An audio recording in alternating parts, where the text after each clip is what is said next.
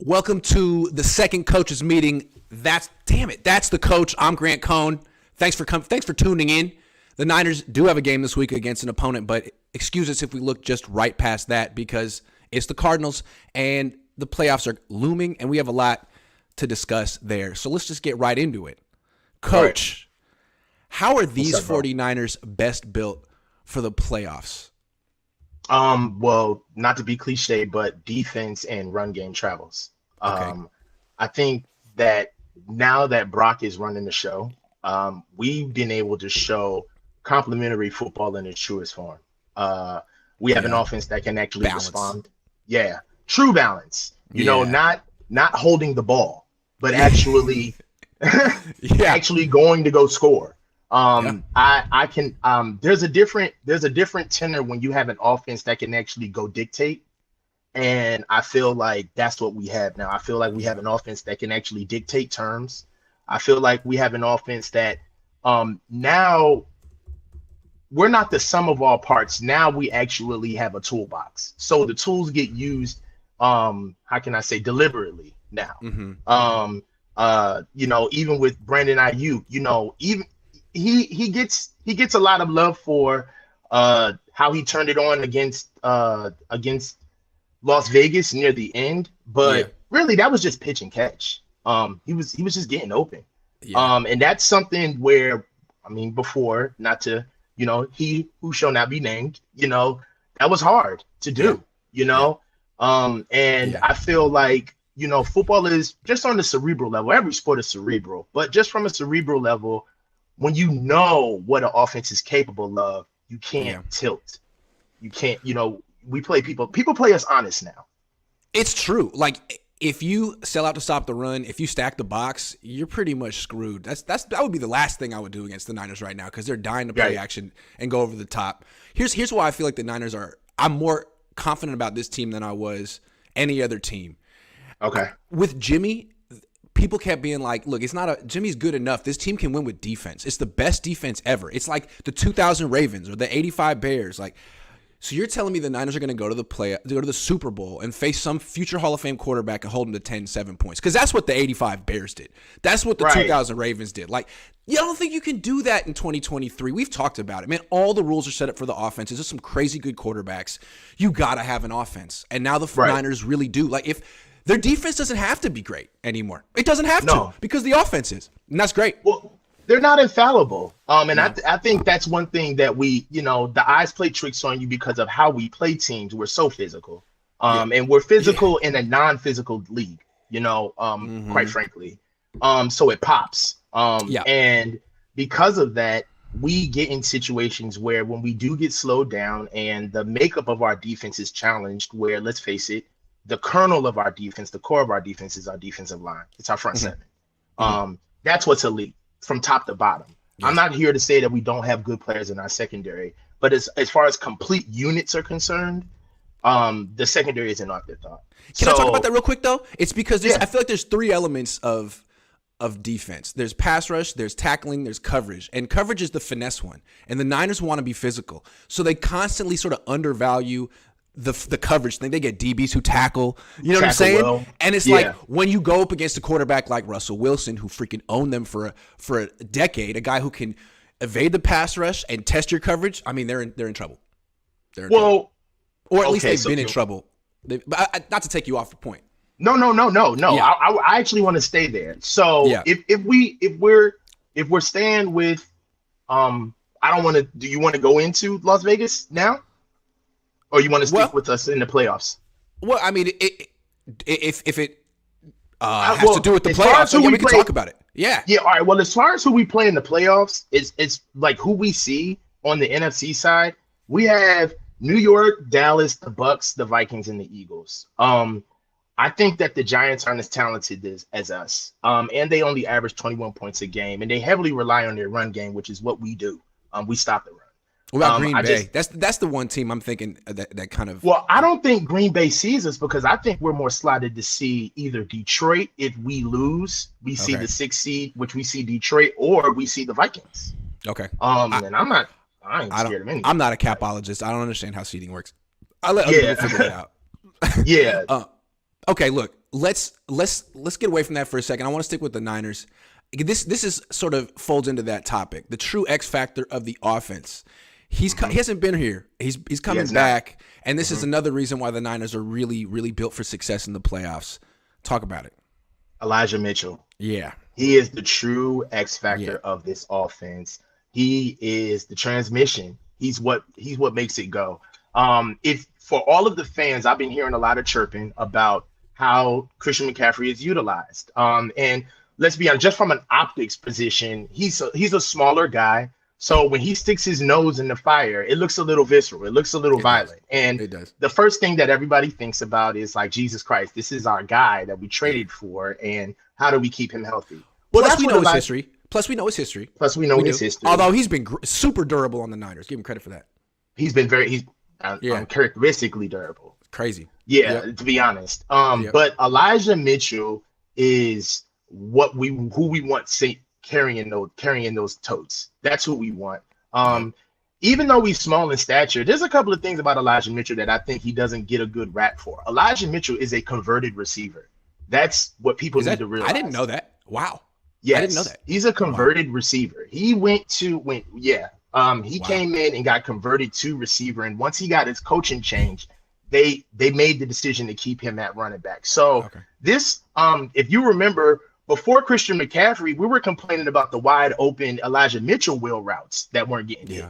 That's true. If you remember that. So there's a lot more that he can bring to our offense than just carrying the ball. It's just unfortunate that he's gotten those injuries. But he should get more looks on screens too. I mean, imagine him in a little bit of space. I'm just saying. Imagine 4.3 speed. He's faster than McCaffrey. On the double screen in Seattle.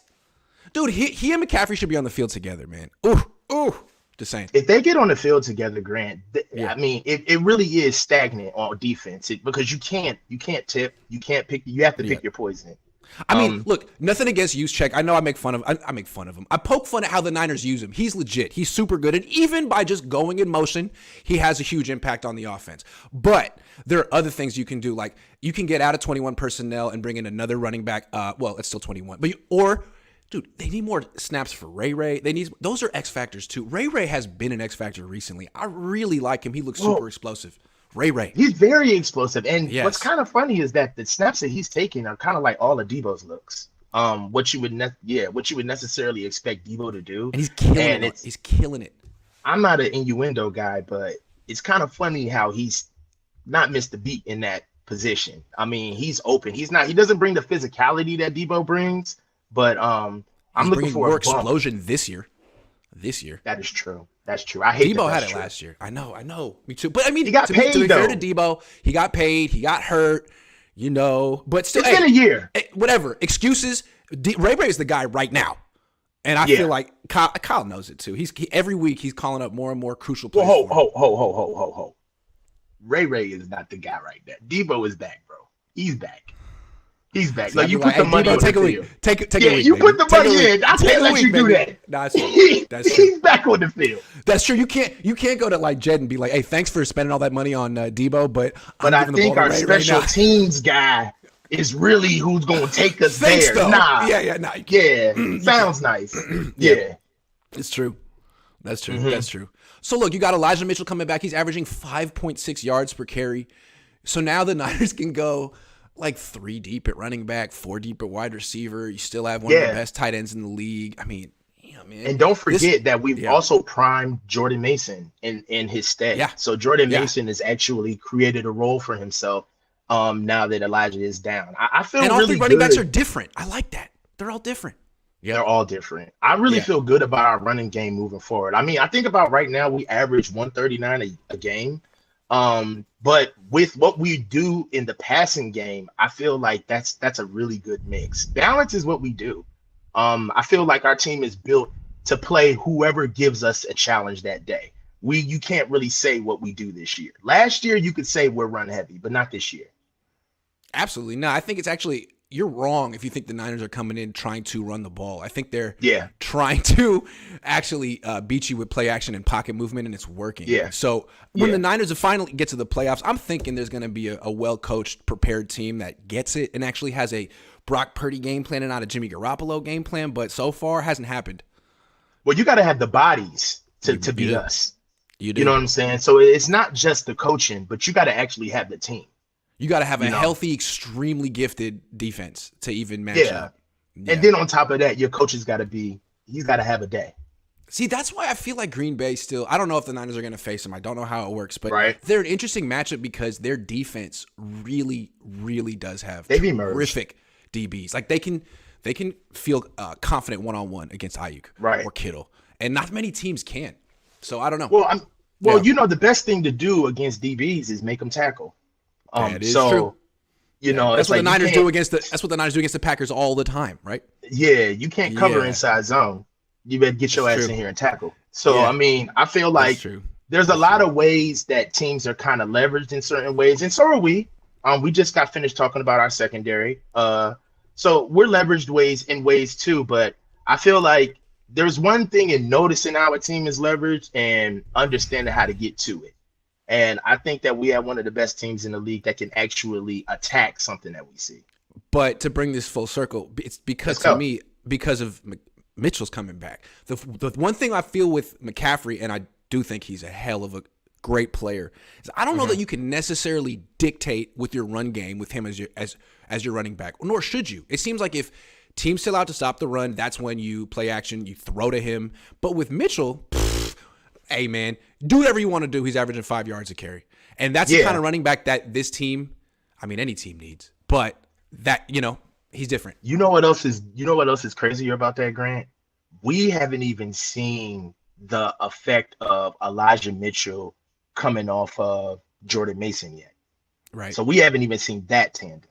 You know what I'm saying? So we got a little bit of Elijah Mitchell and Christian McCaffrey, but I'm looking to see what Jordan Mason can do to a defense after Elijah's got done with him for a couple of reps. Yeah. You know what I'm saying? You got to look at it that way. You know what I'm saying? I'm looking forward to seeing how Kyle divvies up 30 carries in a playoff game. You got McCaffrey, but you also got Mitchell. You also got Mason. You also got Debo. You also got Ray, who's good for 1 or 2. You got Danny Gray, who looked good on that. I mean, so many options. You can really. Will there be 30 carries, though? Whatever they need to do. If you need to do it, yes. If not, you can pass 40 times too. Whatever you got to do. Like even just a little trend about our nemesis, who everybody knows who we're coming to get, is Philly. They've lost, but in their 3 losses, they rush for like under 60 yards a game. You know what I'm saying? So it's like you can play the Niners and you can say, all right, we're gonna stop the run today, but you be woefully, you be hurt to try to go against what we do.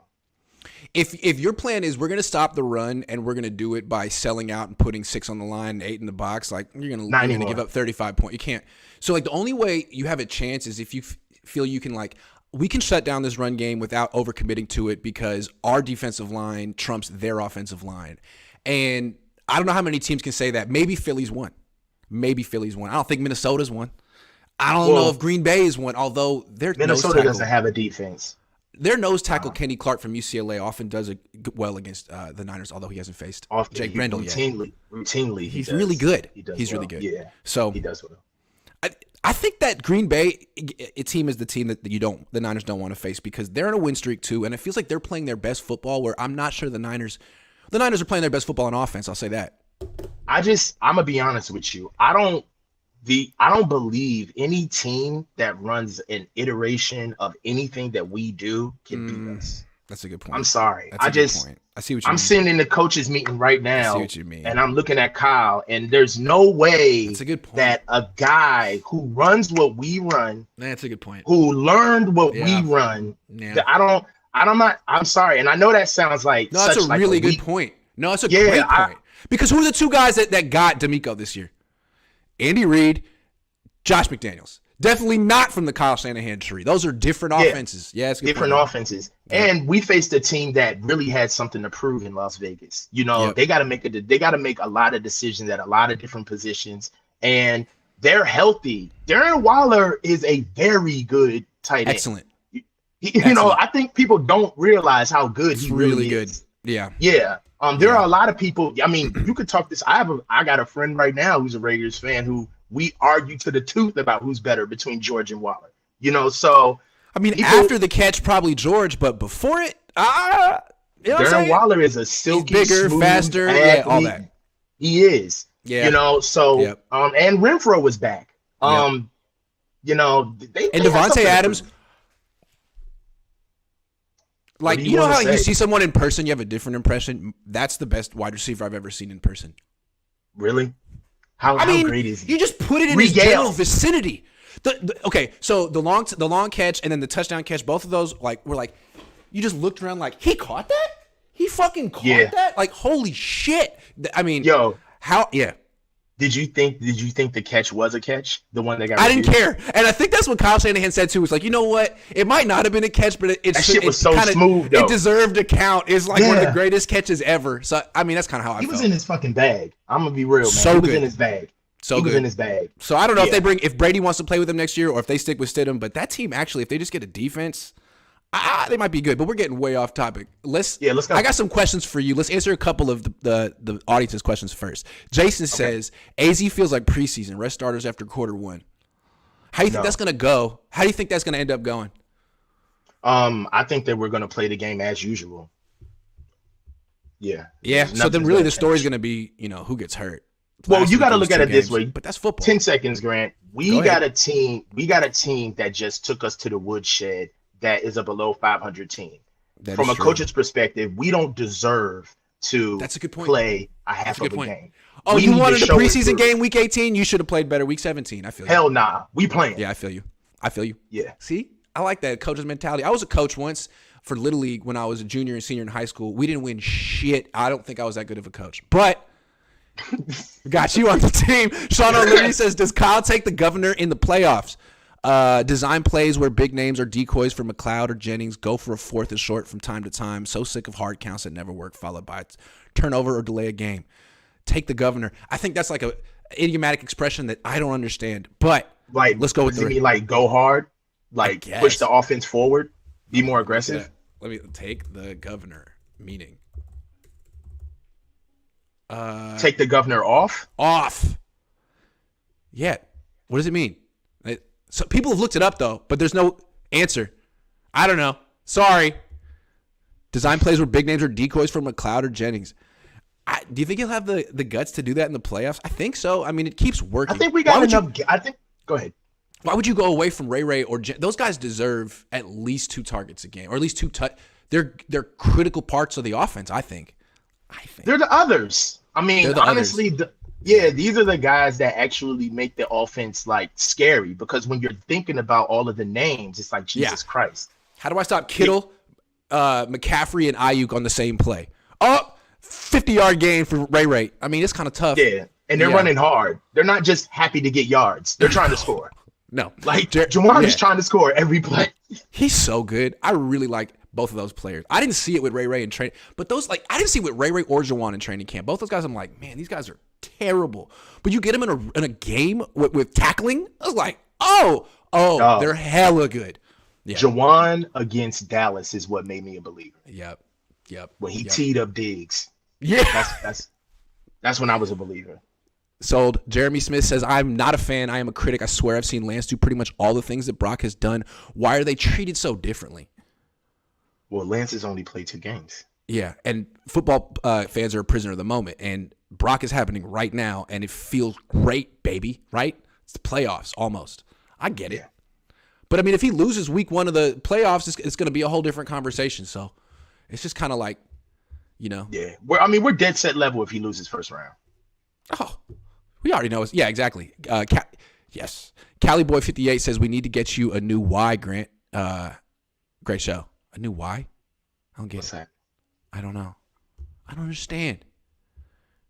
Sean O'Leary says take the governor off. Engines can be governed to limit speed. Okay. Take the governor. Sorry. Yeah. I should have known that. PG90 says, did you ever find out why Armstead didn't answer your question? Yeah, he doesn't like me. Are you kidding? Which is fair. He doesn't have to answer my question if he doesn't want to. Daniel Garcia says governor is a car term. It prevents the car from going over a specified. Thank you, guys. Sorry we didn't know that. Got a lot of mechanics in here. All right. I got questions for you. So the Niners offense is better than it's been since Kyle Shanahan's been here. It might just carry the team to a Super Bowl victory. But now all of a sudden I have questions about the defense, specifically the secondary. It popped up against Kansas City. I mean, Patrick Mahomes made that look easy, but it felt like a one-off. Then they faced Miami, and guys were open down the field, but Tua, he didn't have offensive linemen. He just couldn't make the throws.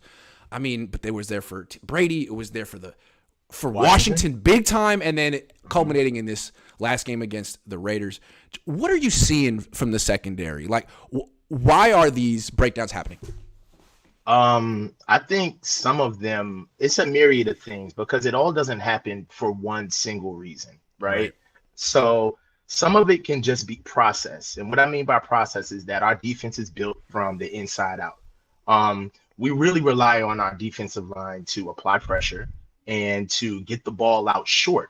That's why it's almost kind of like, if you think about it, our defense kind of dilutes the farther we get away from the ball. We have a very good linebacking core in front seven. So some of that stuff, honestly, was steady flushing out of the pocket, which is another issue because when we have stagnant quarterbacks, we tend to get a little lazy because we think that people are just going to stand there and get hit. Our defensive and line check it down. Check it down, right? So we don't have to cover. We don't have to cover. Yeah. We just tackle. Yes. And optically, it looks good because we have such a good linebacking core. And the secondary kind of got exposed a little more with DJ going out, with Dre Greenlaw going out. So, yeah. I feel like plaster coverage is one thing that I feel like is just communication. That's when receivers get to the end of their routes, quarterback flushes the pocket, and then you stick with whoever's in your vicinity, no matter if you're playing zone or a man. We did a horrible job at plastering. And at times, we really don't communicate well because we're a little too physical. We're a little too over aggressive. That's emblematic of just some of the things that really hurt us. How you get us is the secondary, but what compiles it is when you get calls for late hits or face masks or Fred Warner landing on top of Dre Greenlaw, What was he doing in this game, man? The whole time he was reckless. I think that he was just a little too overzealous. He was trying to prove a point, and I feel like when you're the emotional leader of a defense, sometimes you sometimes you over embellish to let that stuff permeate, and it kind of backfired on him a little bit. I thought it did, Also who we were facing, and I'll say it again, Las Vegas is a team that has 9 losses within one score of each other. I didn't know. And and Nick Bosa said it, and I've been feeling this guy, but they have the leading rusher in the NFL. He is another. Josh Jacobs is a dog. I mean, Bosa said he's the best running back he's ever faced. He faced McCaffrey 2 months ago. Come on, man. But I gotta say, gotta be real. Gotta keep it real. Yeah. If you're looking at that run game, and Josh Jacobs is very patient. He has a lot of visions, and arm tackles are not going to do it with him. It's just not happening. One of the things that I will say again is that circumstances necessarily don't define who you are, but they reveal who you are. And one of the things that they reveal is, what are you going to do contemporaneously in those circumstances? So some of the things that I did see earlier in the game, and this is, this isn't just our game, Grant, just the Las Vegas game, but I saw this against Washington. I saw this against Miami. I didn't necessarily see the adjustments that much against the Chiefs because we were hurt. But one of the things that we do up front is that I started seeing a lot of different techniques used differently up front. So our lanes got tighter when we're rushing the quarterback. Sometimes these guys are so used to just getting to the quarterback, they think that they're just going to stand there and get hit.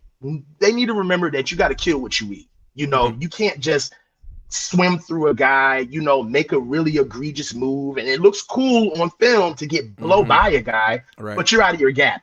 You're not you're blowing integrity. And then when plays get extended, your aggressive secondary is kind of left with their pants down, and even though we don't want to let them off the hook, they need to plaster better. But some of those, if you look at some of those flushed out pockets, our defensive linemen are literally falling over each other.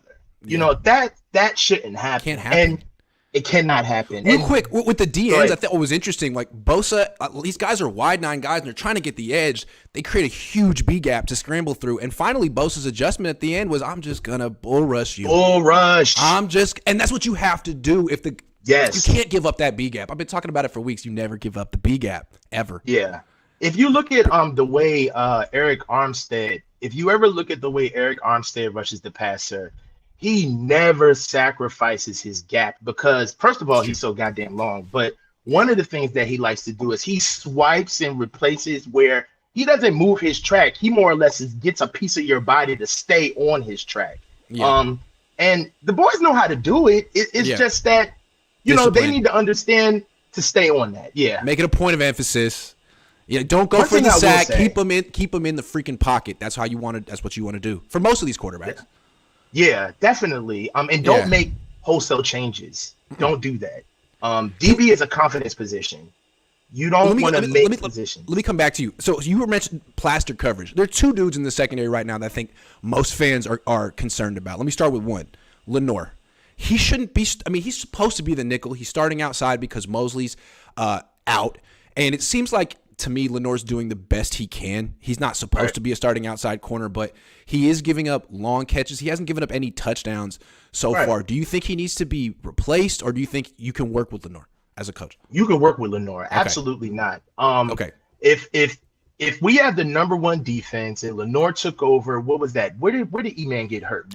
Week 5? 4 or 5? 4 or 5, 6, something like that. He's been here. He's been here. I feel like if you have to compile games to figure out if Lenore is a problem, then that's us just understanding that he's an imperfect vessel. You don't move him wholesale off of a position because he had a bad game. Adams got him a few times. Yeah, and Tariq Hill and Washington is, Curtis Samuel is a guy. Terry McLaurin Dotson's a guy. Dotson is a guy. So I feel like we're looking at the cracks in the marble and we're kind of not appreciating the beauty. We're kind of like, it's not perfect. Well, it's not perfect. Also, Jackrabbit Jenkins, Janoris Jenkins isn't going to be better. Ambry's not going to be better. D'Amico isn't stupid. If he had a better option, he'd be on the field right now. And I don't think, who I think could do it, but I don't think they just have enough confidence. Samuel Womack could do it, but I don't think he has enough confidence yet. They're not going to do that.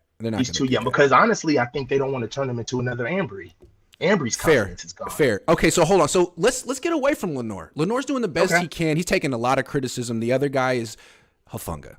It seems like recently, once a game, this dude's giving up a touchdown over his head. What do you think? Is he becoming a liability? No. I think he's becoming readable. Okay. I think he's becoming a trait in our defense. Yeah. But I don't think that he's a liability. You don't look at the bad things that a player does and just weigh in on the cons. He does far more good than he does bad. Far more good. You know what I'm saying? I mean, that's how it was early in the season. Can I just say my read on Hufanga real quick? Go ahead. Really good player. Hell of a first half of the season. He started getting some really heady comparisons. People comparing him to Troy Polamalu. He gets a Pro Bowl selection. I feel like he's doing a little too much. Maybe like those comparisons have gone to his head a little bit, and he's out there freelancing a little bit more than he should. Maybe the way that Troy Polamalu did or Ronnie Lott did, where it's like, maybe, man, get back to what you were doing the first half of the season when you were a little bit more disciplined. Maybe I'm wrong. That's just the way it seems to me. Well, okay, so I hear what you're saying. Yeah. And how I would respond to that is that Troy Polamalu wasn't Troy Polamalu right away. Sure. So, it's kind of like if we're watching a kid that is doing this at this stage of his career, one could say from your anecdotes, like, hey, maybe he's getting a little too much. Like maybe he's playing, maybe he's a product of how much praise he's getting. Maybe he's feeling himself a little too much the last month. Right. Or you could look at it from a coaching perspective and say, well, let me support the instincts that he's trying to groom. If this is what he's trying to do, let me. And if we see him as an asset moving forward, let's work this out. We have to work it out, right? So you embrace that type of stuff. So let's talk solutions now. We've just sort of described what we feel the issues are in the secondary. What adjustments would you make if you were the 49ers defensive coordinator? If I had to make any adjustments, I wouldn't change anything. Okay. Honestly. And I know that sounds like a quick answer, but we're playing with a lot of confidence. Mm-hmm. A lot of confidence. We've lost a lot of people on this team. We lost 2 corners. People don't realize this, but Javon Kinlaw was supposed to be our guy this year. He hasn't been available. I thank God that we just got back Eric Armstead, but really the interior of our defense, there was a time where that's how we lost against Atlanta. Let's just be real. Teams were they were moving us internally, and our linebackers couldn't. And the Niners D-line got tired, and they were thin, and they just got worn down. You couldn't stop the ball. Yeah. No. And I think that with what this defense has gone through, with the injuries that they've gone through, with the youth that they have on this team, Hufunga's a second-year guy. Demo is a second-year guy? Yeah. Second-year guy. We have guys coming off of the street helping us on the interior line. We just got Eric Armstead back. I feel like if the sum of all parts is we're still the number 1 defense in the league, you don't make swaths of changes because you played a talented Las Vegas team. I can see if this team was bad, but they're a good team. Can I suggest some small changes? Sure. So tell me what you think. So like yesterday I was thinking, man, Hufunga's really struggling. You got to bench him and put Ward back to safety. That would be a big change. I'm trying to think of like a compromise here. What about on third downs when you want to play single high coverage and you want one safety in the box, either playing like a shallow zone or man-to-man coverage, put Hufunga at single high, which is not what they've been doing, and get Gibson down in the box, because teams are getting, the way I see it is teams are getting Hufunga to aggressively bite on shallow stuff and taking advantage of it over the top. Well, put him deep. He can still be a playmaker deep. He may give up fewer long catches that way. What do you think? I actually like that. It could work. It could work. Yeah, because he can run and he can see everything coming. Yeah. He wouldn't be caught off guard, and he would have clear rules being the only guy back there. There wouldn't be anything confusing. I don't know how Gibson would do in that role, but I think I don't know. Yeah, exactly. Because the only reason is that when I look at our team, the first thing I do is I humble myself and understand that there's a reason why these guys are where they are on the field. Of course. Right? Of course. Yeah. So we're gonna do it all differently, guys. You're winning 9 in a row. No. Small tweaks. Yeah, like just by example, I feel like one of the reasons why Jimmy is also at nickel is for the run game as well. Mm-hmm. He's a very good. That's why you could never throw. You lose a lot in the run game if you put somebody like Demo or Womack in there. They're not as stout in the run game, and they're not going to really keep integrity back there. And also, a lot of stuff that teams do against us because they're scared of our D-line is they try to get the ball out quick. Yep. So if you look at a lot of Jimmy's turnovers that he gets is byproduct of him being able to take advantage of what that D-line is doing. That's a lot of those picks. So that's true. You don't really want to waste all of those mistakes happening so close to the line of scrimmage with your least talented and least experienced players in those positions. That's fair. All right, I got another one I want to ask you, because I think we agree on the secondary, but I think the last question is, and there's no necessarily one answer, but how do you keep the freaking mobile quarterback in the pocket? I'm sure there's a million different ways, and every defensive coach has another thing they like to do, but I think it couldn't hurt for D'Amico to have just some ideas that he could go to, some change-ups. What would you suggest? I think that's there already. Don't rush past the quarterback from the DN spot. Don't do Yeah, that. Yeah. I think that their lane integrity, Yeah. how they stay stout as far as rushing the passer. I think that that's built in the defense. I think when you see mistakes with our defense, it's not necessarily what's missing, but it's what's breaking down, Mhm. right? I think that our defense is a sound system. It's sound, Yes. right? Yes. From top to bottom, which means that if something is sound, that means that it can incur anything. It can take on any type of attack. So if we do Yeah. have a quarterback that rushes, I'm not here to say the quarterbacks aren't going to get yards against our defense.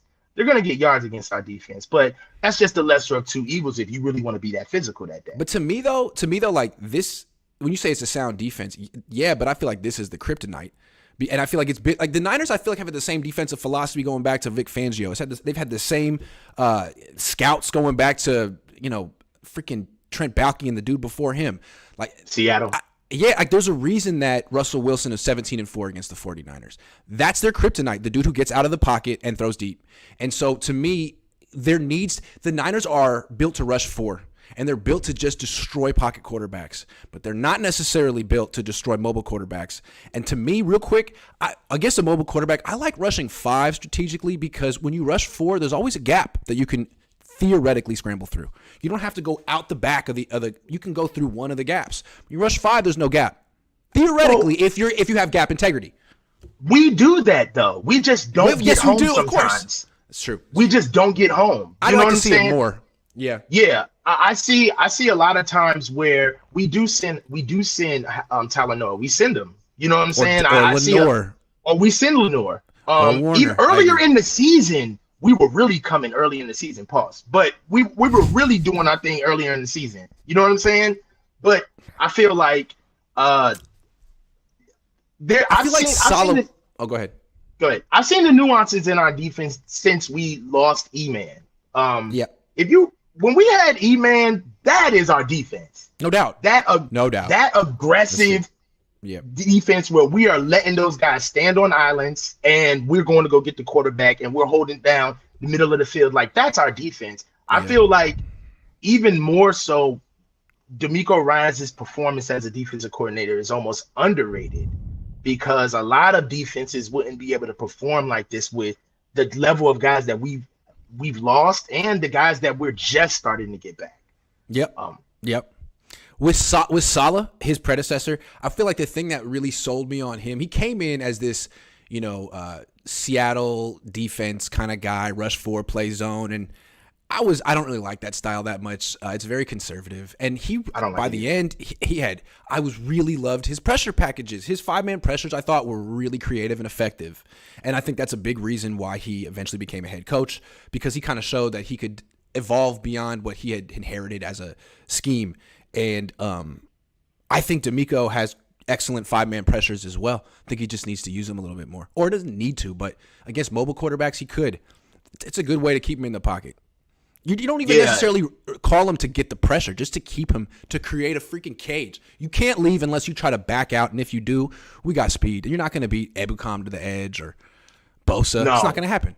No, I don't think that's going to happen at all. I really believe in honestly, the defense needs a break. I'm gonna say it. The defense needs a break. That's fair. If we're just looking at it from a building perspective, they need a break. And I feel like the reason why, you hear the offensive guys talking, but Nick Bosa doesn't really talk as much, but these guys are really talking about the offense. And I feel like one of the reasons why they're talking about the offense is because they're being able to give up 30 points and rely on their offense and shut down a good. I'm gonna be honest with you. They don't show it all mic'd up, but if there's a defense that stops somebody and your offense is blowing points, they're pissed. Yeah. They're gonna slap your butt and tell you to, we'll get it back next time. But after a while, they're looking at each other like, these motherfuckers need to do something. Yeah. Yeah. It's true. So, yeah. Yep. All right. Well, that was a good show. I'm just really disappointed in the Cardinals. Man, it's a league of parity, and you couldn't keep it together. Like 4-12. Thanks a lot. Thanks for giving us nothing to talk about, but we did good. We found other things, and next week we got the freaking playoffs. You think Cardinals hurt us? They might get this bye week. I think they could use it. You just mentioned their defense needs it. Well, yeah, they could really. If they get this bye week, their chances of winning the Super Bowl to me get way better. I mean, if they get the bye week, all bets are off. Oh, I don't. Yeah. Yeah. Sean says, so we can't go to Jed and ask for Ray over Debo, but we entertaining Brock over the guy we gave up all the capital for. Who's we? That's a good point. We, right? No, so I guess, but I mean, like, if Brock wins the Super Bowl and Kyle goes to Jed in the offseason, he's like, look, we're going to go with Brock. Sorry. I know we invested in Trey. I don't know if, I wonder what Jed would say. Jed probably still be drunk from winning the Super Bowl. Well, I mean, at the end of the day, I hate to put this, and I love Trey, but the goal is, no matter what we did, the goal is to get a quarterback. Yeah. And if we have a quarterback, I think Jed would be open to that conversation. We have a quarterback. You got one. It's not who you thought it was going to be, but you got one, and he's really good. So you're fine. You lucked out. Yeah, pretty much. The Freak says, Grant, as an all-pro journalist for the 49ers, what's your game day or pregame meal to stay prepared right at a high level? The Niners feed you in the press box. So usually they generously have an omelet cart. They straight up make whatever you want omelet in the press box. So I usually get a little, everything omelet. Get crazy, It's good. They also have candy. I don't eat candy very much, but I get nervous on game days. I drink a bunch of caffeine and I crush Sour Patch Kids. Crush them. And it's not good for you. I should stop, but they're so good. So good. I'm not a candy guy. I mean, neither. Except for on game days. Report Jalen Hurts, shoulder not good, Eagles in trouble. Is that true? Is there an update? Yeah, that is true. He actually was a participant in yesterday's practice, and he only went through walkthrough. He didn't throw. The injury is real. Even if the Niners get the 2 seed, I'm not sure that the Eagles are going to make it all the way to this. They're collapsing. They peaked early. I mean, well, to be honest with you, I mean, I'm not going to be welcome. Welcome to what we deal with. Yeah.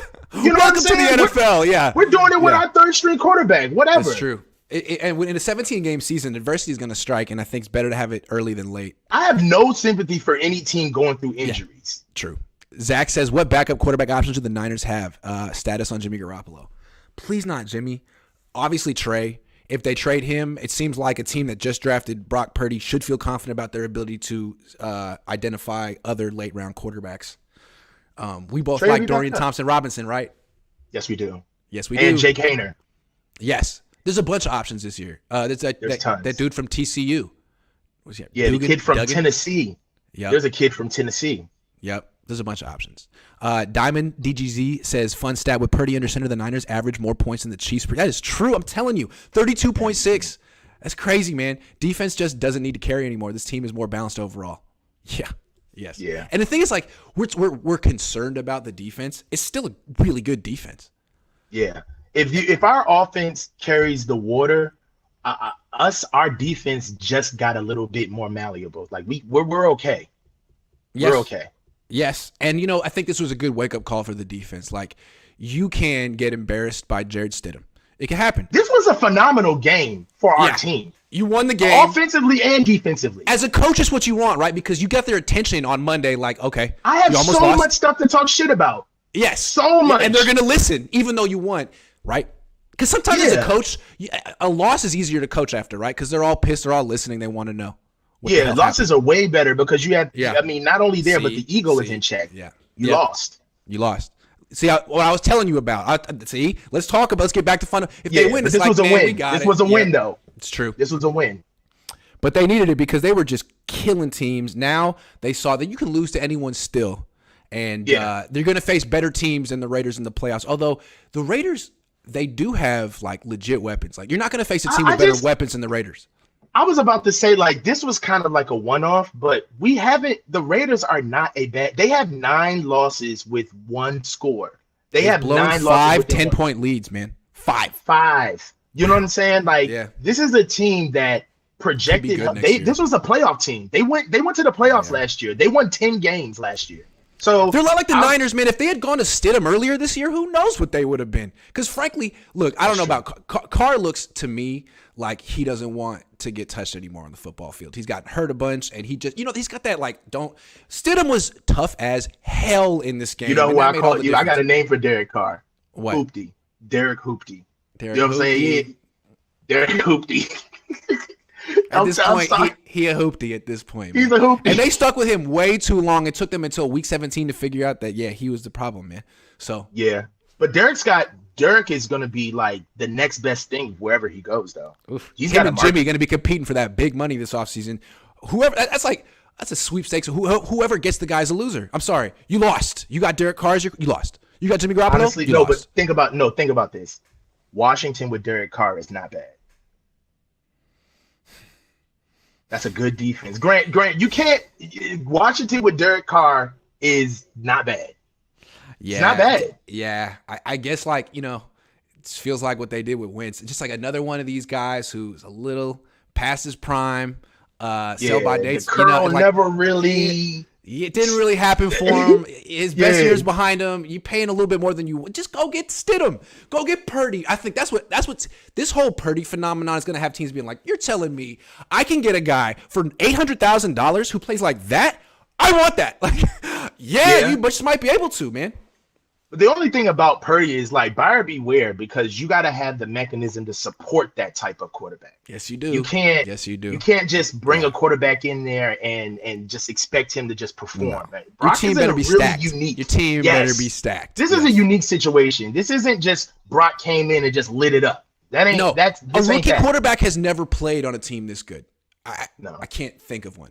So when people say can a rookie win a Super Bowl? Well, a rookie's never been in a situation like this. So with the number one defense in the league, Hall of Famers and Pro Bowlers everywhere. Yeah. No. It could happen, absolutely. So it's a nice little blueprint that teams could follow. Brock said he was in awe when he came into the locker room as a rookie. He said he was in awe. Dude, he was at. No offense to Iowa State, like they had Breece Hall and Lazard and some NFL guys. That's good ball. Dude, yeah, it is. But damn, man. Yeah. I mean, absolutely. Yeah. So that's what we got. So our show for today was a little bit less contentious. We're going to bring back the debate. I had a fun time debating Coach, but there just wasn't much to debate today. There really wasn't much to really go after today. And then Arizona's trash. So. True. And I want people to know that I'm not trying to have a Skip and Shannon type show. No offense to them. They do a great job doing what they do. I like debating with you. But at the same time, I like learning from you too. And there was a lot I wanted to ask you today. So thank you very much. No problem, Grant. I'm glad you had me on, man. Course. Every Thursday, me and the coach's meeting. Definitely. Thanks for watching, everyone. I don't know what I'm doing the rest of the day. I got to drive down to Santa Clara in a cyclone today. No, it's not that bad today, but we'll see what Brock has to say. Players Club Rapping Forte for Super Bowl intro. Oh, that is such a classic. Rapping Forte. Yeah, I mean, if you're gonna pick like a Bay Area rap song for the Niners, it would have to be a San Francisco one. That would work. Although Santa Clara is just not. It's just not. It was the funniest thing about when the Niners hosted the Super Bowl is they had all these like picture stuff that made it seem like it was in San Francisco, and you had all these people from like Middle America coming out here being like, "Wait a second, this is not." It's like, this ain't rice-a-roni. This is not. Where's the rice-a-roni? Thanks for watching, everyone. We'll be back next week. Peace.